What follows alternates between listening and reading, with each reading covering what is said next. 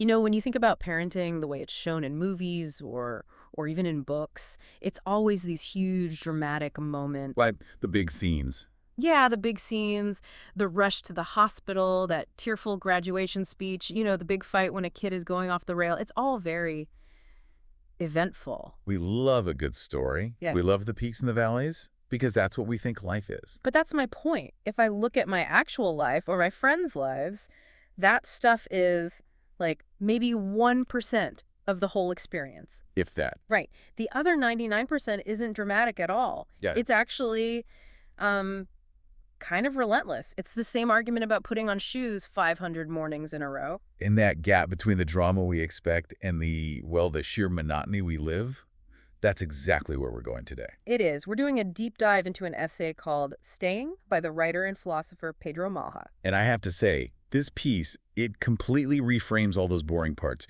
It gives them weight. Oh, absolutely. I read it and I just had this feeling of recognition. Like someone finally put a name to this thing I've been feeling for years, but just couldn't articulate. He's not interested in the highlight reel at all. Not at all. He's interested in what he calls the condition of staying. And that's such a crucial word, condition. He doesn't treat it as a verb, like I am choosing to stay. No. He treats it as a dimension of being human. And he argues that this condition, this simple act of just remaining, is the least dramatic, but by far the most demanding part of being a caregiver. Which I'll admit sounds a little abstract when you first hear it. It does. So our mission here is to really unpack it. And Malha starts by tearing down this idea that staying is some kind of heroic act. It's the total antihero. We have this image, right? No. The devoted parent suffering nobly. Mm-hmm. But Malha points out that from the outside, staying doesn't look noble at all. It just looks flat, unremarkable. Or even sometimes resentful. Yes, exactly. That part really struck me. The idea that you could be doing this profound work of staying, but to an observer, you just look like you're sitting on the floor staring into space while a toddler piles blocks on your head. Or you're driving a teenager to soccer practice for the 1,000th time in just complete silence. There's no dramatic music playing. No. Malha says it's simply the act of remaining present in a situation you cannot step out of without some kind of massive cost. Okay, but hang on. Isn't that just commitment? I mean, I stay in my job. I stay in line at the post office. How is this different? That's the perfect question, because that's where he brings in this incredible metaphor. He talks about the long corridor. Yeah, like corridor. Okay. So imagine you step into this long hallway. When you become a parent, you're not just making a choice, like taking a job. Yeah. You're entering this corridor. And the main thing about this corridor is, well, the exits are sealed. That sounds a little claustrophobic. It can be. But the point is about time. In a job, you can quit. You can hand in your notice. In this corridor, the exit isn't simple. It's not morally neutral. You can't just take the side door because you're tired or, you're just not feeling it today. Yeah, if I quit my job, there's paperwork. If I quit parenting, it's a catastrophe. Exactly. And because you can't rush to the end of it, you can't fast forward childhood, you have to just inhabit time differently.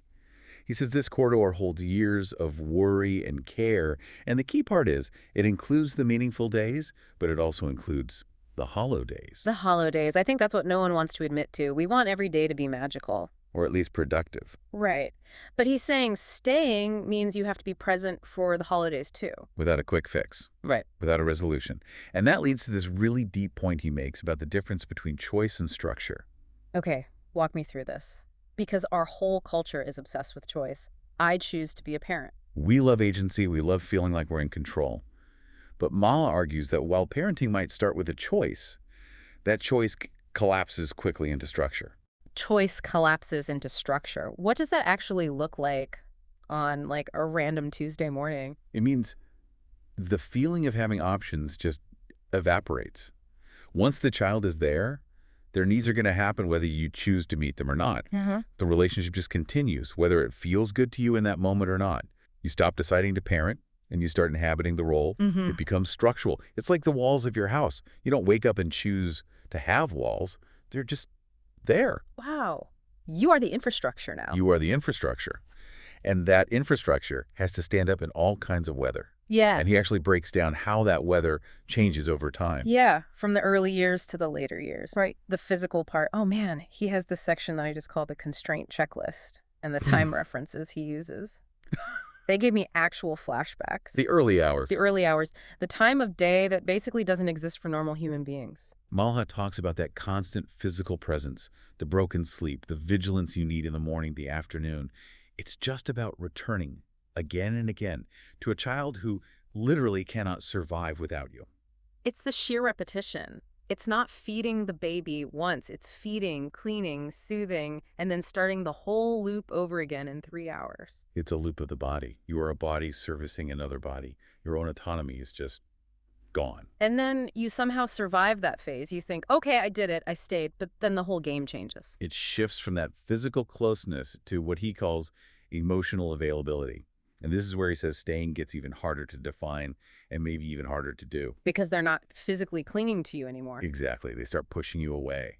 And staying now means remaining reachable, even when your kid ignores you or rejects you or rolls their eyes at the sound of your breathing. See, that's where I struggle. My healthy adult instinct, if someone pushes me away, is to give them space, to back off. And that's the right move in a friendship. But parenting, Malha says, is asymmetrical. The demands are not evenly split. What does that mean, asymmetrical? It means if a friend is rude to you, you can withdraw to protect yourself. Yeah. And that's fine. It's a neutral act. But with your child, withdrawal is not neutral. It's a collapse of the structure. It's a collapse. So you have to do this incredibly unnatural thing.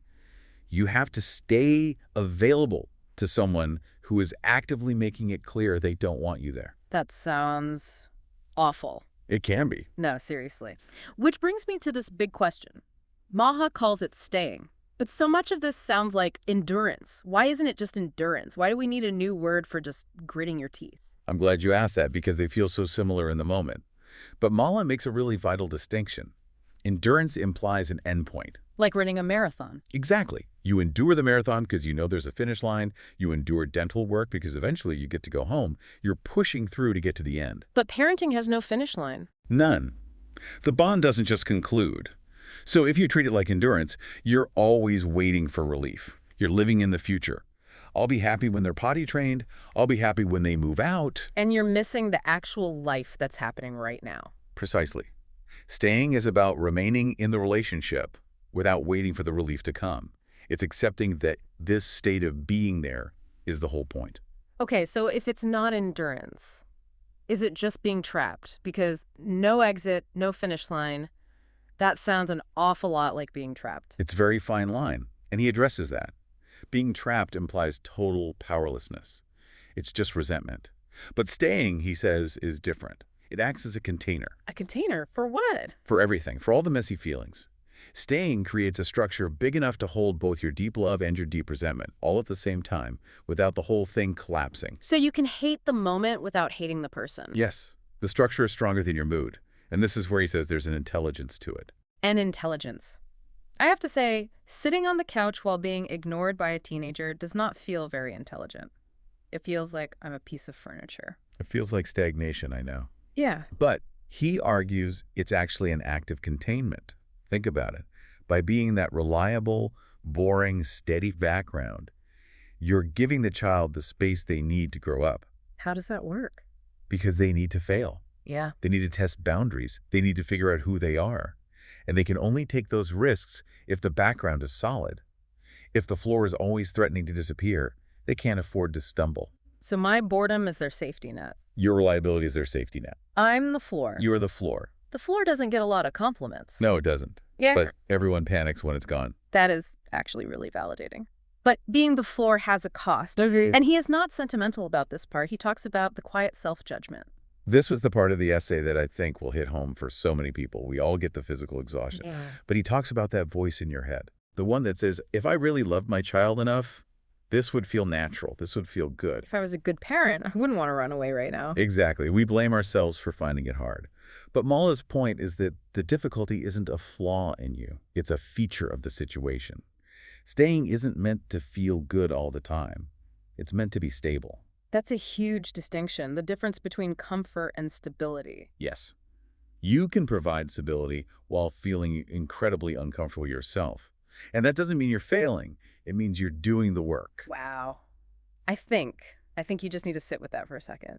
The idea that your misery or boredom isn't a sign of failure, it's just the texture of the job. And that job reshapes you. That's another cost. The erosion of the self. Erosion. That sounds so destructive. It's not necessarily violent, but it is transformative. Your freedom's narrow. Your time isn't your own anymore. He calls it a low-level tension between the life you could have lived and the life you must now hold. The unlived life. Right. And it's not always a tragedy, but it is a fundamental reconfiguration of who you are. And the really hard part is, you do all this reshaping, you are the floor, you endure the erosion, and no one says thank you. He's brutal on that point. Staying guarantees zero appreciation in the moment. Yeah. Pretty much.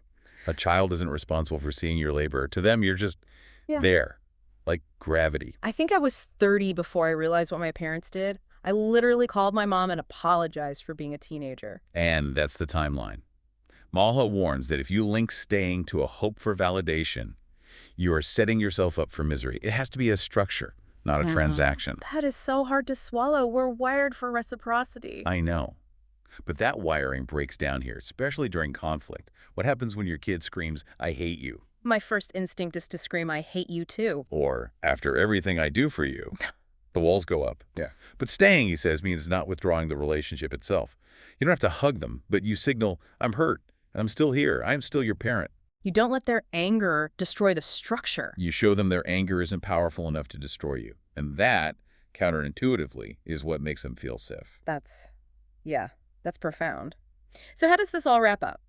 How do we find any peace in this picture he's painted? He talks about reframing success. This is where he lands the plane. He basically says you have to strip away the need for milestones. Staying has no award ceremony. You don't get a medal for surviving a Tuesday. I really want a medal for surviving some Tuesdays. We all do. But the real work is done in those ordinary moments. The conversations that go nowhere, the evenings that blur together, the simple, non-dramatic decision to be there again tomorrow. It sounds like he's telling us to just stop arguing with reality. That's it. That's the whole key. Seeing staying for what it is doesn't make the work easier. The laundry's still there. But it stops you from arguing that it shouldn't be this hard. Or that if you were a better person, it would feel easy. Right. Once you accept that exhaustion is a structural response to responsibility, not an emotional flaw, you can just be tired without also feeling guilty about being tired. That is huge. It's just permission to be human. It's recognizing that this is love's ordinary form. The excitement fades, the highs are rare. Staying is how love persists through the long, quiet, uncertain parts. It's not the fireworks, it's the bedrock. Beautifully put. Yes. So before we go, I want to leave our listeners with this one last thought from the essay that really, that stayed with me. Ma talks about the marks that this all leaves on us. Yeah. And we tend to see them as damage, right? I used to be so much more fun. I'm so tired all the time. We see them as losses, scars. But Ma suggests we think of them like the rings of a tree. Oh, that's a lovely image. A tree ring isn't good or bad. It's just evidence. It's proof that the tree stood through a dry season or a hard winter. It stayed put. It didn't run away. It grew around the hardship. Exactly. So here's the thought. If you look at your own history, your own exhaustion, all the ways you've changed, and if you stop seeing them as flaws and start seeing them as just the evidence of having stayed, how might that change the way you see yourself in the mirror tomorrow morning? It turns the scars into a kind of testimony. And that feels like a deep dive worth taking. Yeah. Thanks so much for listening.